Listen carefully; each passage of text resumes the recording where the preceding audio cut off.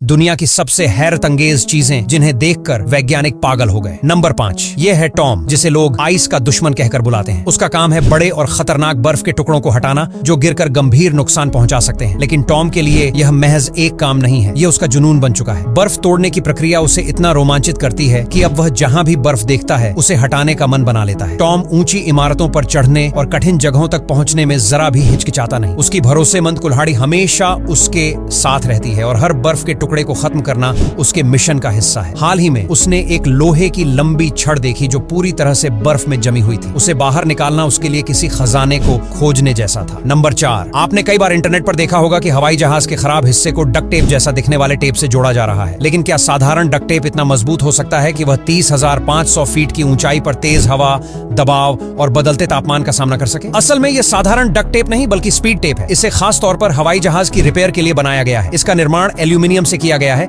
जिससे यह हीट को ऑब्जॉर्ब करने और अत्यधिक दबाव झेलने में सक्षम होता है। यह पूरी तरह से वाटरप्रूफ और मजबूत होता है। नंबर 3 क्या आप जानते हैं कि आइस ब्रेकर जहाज कैसे काम करते हैं? दुनिया भर में कार्गो शिप का इस्तेमाल व्यापार के लिए होता है, लेकिन जब समुद्री रास्ते बर्फ, ग्लेशियर या हिमखंडों की वजह से बंद हो जाते हैं तो आइस ब्रेकर जहाज मदद के लिए आगे आते हैं। ये जहाज न केवल बर्फ में फंसे दूसरे जहाजों को बचाते हैं बल्कि नए समुद्री मार्ग भी तैयार करते हैं। आइस ब्रेकर जहाजों को खास तौर पर मजबूत स्टील से बनाया जाता है। इनका ऐसा डिजाइन होता है कि वे बर्फ पर चढ़कर उसे अपने भारी वजन से तोड़ सकते हैं। इनके शक्तिशाली इंजन और मजबूत ढांचा इन्हें बर्फीली परिस्थितियों में आसानी से काम करने लायक बनाते हैं। इस तरह ये जहाज ठंड के मौसम में समुद्री व्यापार को बिना रुकावट जारी रखने में महत्वपूर्ण भूमिका निभाते हैं। नंबर 2 दोस्तों, जो लाल तरल आप देख रहे हैं इसे स्टील स्लैग कहा जाता है। यह स्टील बनाने की प्रक्रिया का एक बाय प्रोडक्ट है। जब स्टील तैयार होता है तो यह स्लैग पिघले हुए इस स्टील की सतह पर तैरने लगता है। इसे हटाना इसलिए जरूरी होता है ताकि स्टील की क्वालिटी पर असर न पड़े। इस स्टील स्लैग का तापमान अक्सर 100 डिग्री सेल्सियस से भी ज्यादा होता है। अगर इसे ठंडा करने के लिए पानी का इस्तेमाल किया जाए तो यह खतरनाक हो सकता है क्योंकि इसमें ऑक्साइड्स की मात्रा बहुत ज्यादा होती है जिससे विस्फोट होने का खतरा रहता है। इसीलिए इसे सीधे जमीन पर डालकर प्राकृतिक रूप से ठंडा किया जाता है। जब यह स्लैग ठंडा हो जाता है तो इसे बेकार नहीं समझा जाता बल्कि इसे सड़कें बनाने, सीमेंट उत्पादन और अन्य कंस्ट्रक्शन मटेरियल्स में उपयोग किया जाता है। नंबर 1 क्या आपने कभी सोचा है कि जमी हुई झील के ऊपर भी खेती की जा सकती है? शायद सुनकर यकीन न हो, लेकिन चीन में ऐसा ही किया जाता है। इस जमाव के बीच खरपतवार उगाई जाती है। ये खरपतवार बेहद खास होती है और इसे झील के पानी से पोषण मिलता है। जब यह खरपतवार पूरी तरह से उग जाती है तो इसे काटा जाता है। खास बात यह है कि यह कटाई पूरी तरह से हाथों से होती है ताकि इसे नुकसान न पहुंचे। इसके बाद इसे गाड़ियों में लोड किया जाता है और फैक्ट्रियों तक पहुंचाया जाता है। फैक्ट्रियों में